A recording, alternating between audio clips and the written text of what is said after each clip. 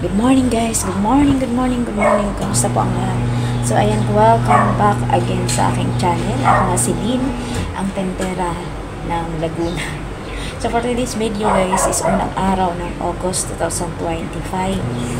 Ngayon, ganito po ang itsura ko. Kasi nakapagsimula na tayo sa paglalaba sa araw na Biyernes. So Biyernes pa ako naglalaba kasi marami po tayong mga gawain. Naka-schedule ko yun sa loob ng isang linggo. So, umaga pa lang nagsisimula na ako. Tapos, pag dumating mamaya yung mga anak ko, yung mga sinusuot nila, mahabol pa din. So, isang labahan lang.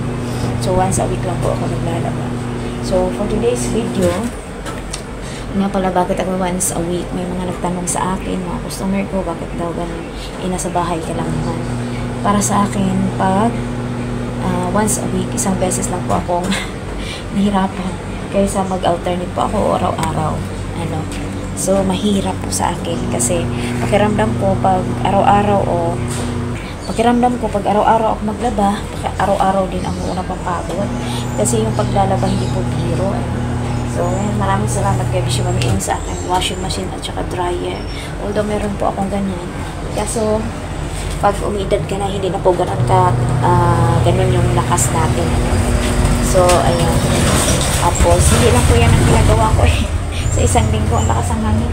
Hindi lang po yan ang ginagawa natin, no? Bilang tindera, nanay, at ayun, nagampanin din tayo sa church. Yun, lahat po yun sa isang linggo, naka-schedule.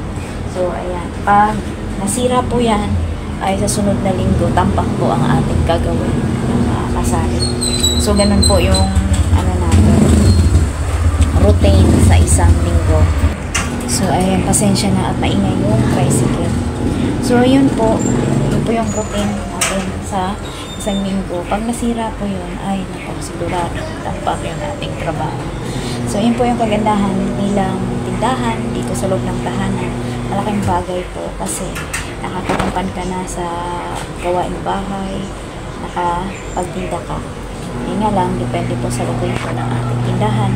Yung paman, gano'n ang ating tindahan, tuloy pa rin yung ating pagtitinda. So, ayan. Kaya minsan, pag naisip ko, hindi ako makapagtinda, puro lang tayo gawaing bahay. Yun, gano'n. Tapos yun, siyempre may gawain din sa church. Makapag-lingkod man tayo kay Lord ng yan, para sa iba. Yun lang, mga kasari. Kasi, hindi lang po puro buhay. Ito ko lang natutunan na sa buhay Christian. Dito ko lang po natutunan na hindi lang po puro hanap buhay, puro dito sa atin lang. Kailangan meron din time sa Lord. Hindi lang sa magsimba, kundi mag-serve din sa Lord. Although araw-araw naman natin yung dapat gagawin sa araw-araw natin buhay. So, iba pa rin po na kapag gampan tayo. So, ayan. So, ako nagbabalak na umorder ng chichirya. Ito po yung itsura na aking chichirya. Talagang kulang mga kasari. At minsan na itanong ko, bakit ba hindi umusad yung aking pagtitinda, no? So, ayan, alam nyo na po guys. Kasi nga, minsan, pag kumunti yung ating benta, yung aking pagtitinda, ang aking gastos ay hindi po kumukunti, tuloy-tuloy.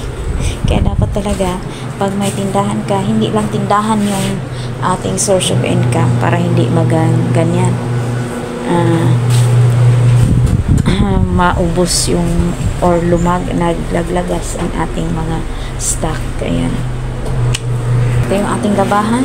Simula na para sa isang araw pong maghapon po akong naglalaba mga kasari pag araw ng labahan.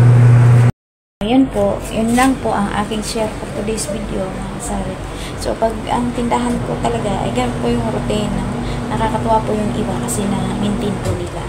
Pero sa akin, hindi pa siguro time kasi wala po ako sa perfect time ng Lord kung kailan mag-boom yung ating negosyo, mga kasari.